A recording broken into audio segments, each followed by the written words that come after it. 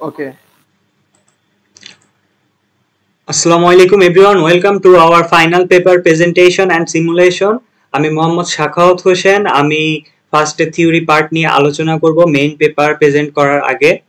So quantum মেকানিক্সে অ্যাটমটা আপনারা দেখতে পাচ্ছেন যে এটি মূলত ওয়েভ ফাংশনের মতো কাজ করে, অর্থাৎ অ্যাটমের সাব অ্যাটমিক পার্টিকেলগুলো ওয়েভ ফাংশন আকারে দেখা যায়। আপনি যদি একটা ইলেকট্রনের অরবিটাল খেয়াল করেন তাহলে ওইখানে যেই ইলেকট্রনগুলো আছে ওইটার অবস্থান কিন্তু সুনির্দিষ্ট নয়, ওইটা একই সাথে সব জায়গায় অবস্থান করতেছে। সো দেন আপনি যদি কোনো নির্দিষ্ট ইলেকট্রনকে অবজার্ভ করেন সেই ক্ষেত্রে ইলেকট্রনের ওয়েভ ফাংশনটি ভেঙে গিয়ে এটা পার্টিকেল আকারে রূপান্তর হয়, অর্থাৎ তখন আর এটি ওয়েভ থাকে না, এটি পার্টিকেলে রূপান্তর হয়ে যায়। So next thing is quantum entanglement. এখন কোয়ান্টাম এন্টাঙ্গেলমেন্টটা কি জিনিস, সেটি হলো যে আপনি যদি একটি কোয়ান্টাম সিস্টেম কল্পনা করেন, সেখান থেকে যদি আপনার দুইটি পেয়ার ফোটন ক্রিয়েট হয় তাহলে এনার্জির কনজারভেশন ল অনুযায়ী প্রথম ফোটনটির স্পিন আপওয়ার্ড থাকবে অ্যান্ড দেন সেকেন্ড ফোটনটির স্পিন ডাউনওয়ার্ড থাকবে। এখন এটাকে আমরা যদি +1 দ্বারা রিপ্রেজেন্ট করি আর সেকেন্ডটাকে যদি -1 দ্বারা রিপ্রেজেন্ট করি তাহলে এই দুইটা যোগফল 0 হবে এনার্জি কনজারভেশন ল অনুযায়ী। এখন এই ফোটনগুলো স্পিন অনবরত স্পিন করতেই থাকে। সো প্রথম ফোটনটির ক্ষেত্রে স্পিন আপ পাওয়ার সম্ভাবনা 50% হলে ডাউন হওয়ার সম্ভাবনাও 50% হবে। ঠিক একইভাবে সেকেন্ড ফোটনের ক্ষেত্রে এটি স্পিন আপ হওয়ার সম্ভাবনা 50% এন্ড ডাউন হওয়ার সম্ভাবনাও 50% হবে। এখন এন্টাঙ্গেলমেন্ট বিষয়টার ক্ষেত্রে আপনি যদি এই দুইটা ফোটনকে অনেক দূরে রেখে দেন এই পেয়ার দুইটিকে, তাহলে যদি একটিকে মহাকাশেও রাখা হয় আরেকটিকে যদি পৃথিবীতে অবস্থান করা হয় তাহলে যে কোনো মুহূর্তে প্রথম ফোটনটি আপনি অবজার্ভ করলে তার ওয়েভ ফাংশন ভেঙে গিয়ে সেটা পার্টিকেল আকারে রূপান্তর হবে। এখন সেই মুহূর্তে যদি এটির স্পিন আপওয়ার্ড হয় তাহলে অবশ্যই সেকেন্ড ফোটনটির ক্ষেত্রে ওইটা ঠিক ওই মুহূর্তে ওইটারও ওয়েভ ফাংশন ভেঙে গিয়ে ওইটা পার্টিকেল হিসেবে রূপান্তর হবে। এই অদৃশ্য কানেকশনের কোনো ব্যাখ্যা নেই এবং আমরা বলতে পারি সেক্ষেত্রে ওইটার স্পিন অবশ্যই ডাউনওয়ার্ড হবে। এটি মূলত এন্টাঙ্গেলমেন্ট। কিন্তু আইনস্টাইন এই বিষয়টি মেনে নিতে পারেননি। তিনি মনে করতেন যে কোয়ান্টাম মেকানিক্স কিন্তু অসত্যি না, এটি মূলত এটি অসম্পূর্ণ। তাই তিনি এর এগেইনস্টে একটি পেপার পাবলিশ করেন যেটা spooky action at a distance নামে পরিচিত। এখন তার মতে এদের মধ্যে একটি হিডেন ভেরিয়েবল কাজ করে যেটা শুরুতেই নির্ধারণ করে দেয় তাদের সিচুয়েশনটা কেমন হবে। যেমন একটি বক্সে আপনি যদি লাল বল নিয়ে থাকেন এবং আরেকটি বক্সে যদি হলুদ বল নিয়ে থাকেন, আপনি কিন্তু শুরুতেই ডিসাইড করে নিয়েছেন কোন বক্সে কোনটি থাকবে। সেক্ষেত্রে একটি র্যান্ডম পার্সনকে আপনি যদি সিলেক্ট করতে বলেন, সে যদি দেখে তাহলে সে যদি একটা বক্সে লাল বল থাকে তাহলে অপর বক্সে অবশ্যই হলুদ বলটি থাকবে। এখন স্পুকি অ্যাকশনটা যাচাই করার জন্য আমরা বেলস ইনইকুয়ালিটি থিওরামে আসি। বেলস ইনইকুয়ালিটি থিওরামে যেটা বলা হচ্ছে যে ধরেন তিনটা পার্সন এ বি সি একই সাথে কয়েন টস করলো। এখন কয়েনের ফার্স্ট পার্টটা আমরা যদি হেড হিসেবে ধরি তাহলে সেকেন্ড পার্টটা টেল হিসেবে ধরি এবং হেডকে 0 দ্বারা রিপ্রেজেন্ট করি এবং টেলকে 1 দ্বারা রিপ্রেজেন্ট করি, সেই ক্ষেত্রে প্রথম ক্ষেত্রে হেড আসার সম্ভাবনা তিনও ক্ষেত্রেই একবার, এরকম করে টোটাল 8টি কম্বিনেশন পাওয়া যাচ্ছে।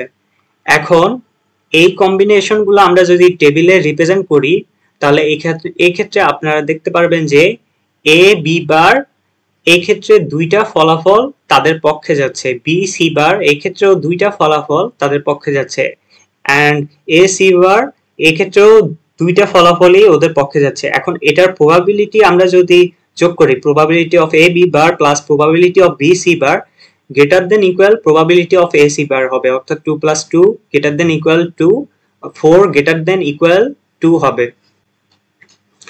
দেন জন ক্লোসার পোলারাইজড ফিল্টারের মাধ্যমে কোয়ান্টাম এন্টাঙ্গেলমেন্ট নিয়ে একটি এক্সপেরিমেন্ট করেন। এক্সপেরিমেন্টে একটি লেজার সোর্সের মাধ্যমে একটি ক্যালসিয়াম সোর্স থেকে দুটি এন্টাঙ্গেলড ফোটন বের করা হয়, যেটা ফিল্টার এবং ডিটেক্টরের মাধ্যমে পরীক্ষা করে দেখা গেছে যে প্রত্যেক ক্ষেত্রে এটি বেলস ইনইকুয়ালিটি থিওরাম ভায়োলেট করতেছে। অর্থাৎ তাদের মধ্যে যদি কোনো হিডেন ভেরিয়েবল থাকতো যেটা শুরুতেই নির্ধারণ করে দিত যে তাদের অবস্থান কেমন হবে, তাহলে এটা বেলস ইনইকুয়ালিটি থিওরাম ভায়োলেট করতো না। So there is no hidden variable in entangled pair, and that was the theory part of our presentation. So I want to invite my research mate Shatabdi Bishwas to represent the next part. Shatabdi. আদাব সবাইকে, আমি শতাব্দী বিশ্বাস। আজকে আমরা যে পেপারটি present করছি তার title হলো demonstration of quantum energy teleportation on superconducting quantum hardware, যার অথর হলেন কাজুকি ইকেদা। এখানে মূলত যে চ্যালেঞ্জটা ফোকাস করা হয়েছে তা হলো কোয়ান্টাম ইনফরমেশন সায়েন্স অ্যান্ড টেকনোলজিতে কোয়ান্টাম টেলিপোর্টেশনের মাধ্যমে আমরা মূলত কোয়ান্টাম ইনফরমেশনকে ট্রান্সফার করতে পারলেও আমরা ফিজিক্যাল কোয়ান্টিটি বা এনার্জির ক্ষেত্রে কোয়ান্টাম এনার্জি আমরা ট্রান্সফার করতে পারিনি এখনো রিয়েল ওয়ার্ল্ডে। তাই এখানে মূলত আইবিএম এর cloud base super conducting quantum computer ব্যবহার করা হয়েছে কোয়ান্টাম এনার্জি টেলিপোর্টেশনকে এক্সপেরিমেন্টালি ভেরিফিকেশন করার জন্য। এখানে আইবিএম এর cloud base super conducting quantum কম্পিউটারের যে সুপার কন্ডাক্টর ধর্মটি আছে, এটি মূলত একটি ম্যাটেরিয়াল যেটা লো টেম্পারেচার, জিরো রেজিস্ট্যান্সে রয়েছে এবং কোনো উৎস ছাড়াই এর মাধ্যমে বিদ্যুৎ পরিবহন সম্ভব। আমরা জানি বিদ্যুৎ এক ধরনের এনার্জি।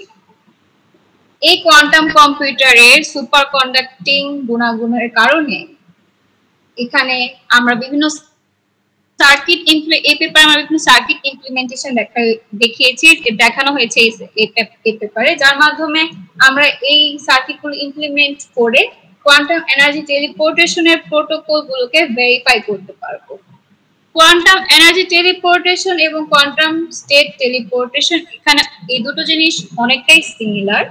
এখানে মূলত ক্লাসিক্যাল ইনফরমেশনকে ট্রান্সফার করা হচ্ছে। এখানে আমরা যদি বব এবং অ্যালিস দুইজনকে আমরা কল্পনা করি, এরা যদি দুই প্রান্তে অবস্থান করে তবে এদের মধ্যে একটি সাব সিস্টেম কাজ করে, যেখানে আমরা যদি বব এর কাছে একটি ক্লাসিক্যাল ইনফরমেশন থাকে এবং সেই বব যদি ক্লাসিক্যাল ইনফরমেশন অ্যালিসকে পাঠায়, তার অ্যালিস সেই ক্লাসিক্যাল ইনফরমেশনের উপর বেস করে একটি অপারেশন পারফর্ম করবে, যার মাধ্যমে সে এনার্জি এক্সট্রাক্ট করতে পারবে এবং সেই এনার্জিটা ট্রান্সফার হবে ববের কাছে। এভাবে অ্যালিস এবং ববের মাধ্যমে একটি তাদের ওন লোকাল সিস্টেমের এবং ক্লাসিক্যাল কমিউনিকেশনের মাধ্যমে তাদের মধ্যে কোয়ান্টাম এনার্জি টেলিপোর্টেশন সম্ভব হবে সেই কোয়ান্টাম কম্পিউটারের অ্যালগরিদমের মাধ্যমে এবং সেই মেজারমেন্টের মাধ্যমে।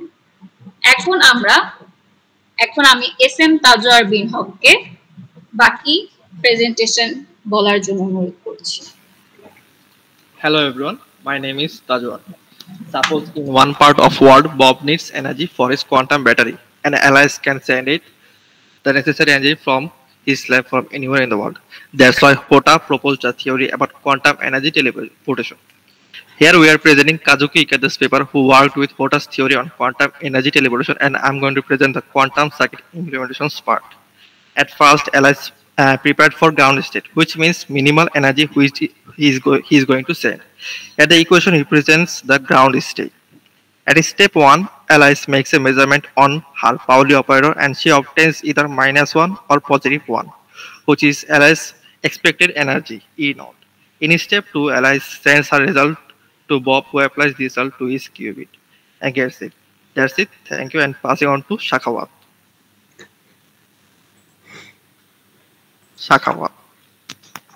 So thank you, Tajwar.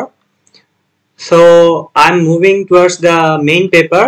So basically আমি এখানে যেটা করব সেটা হচ্ছে যে এখানে যে সার্কিটটা এক্সপ্লেইন করা হচ্ছে ওইটা সহজে এক্সপ্লেইন করব।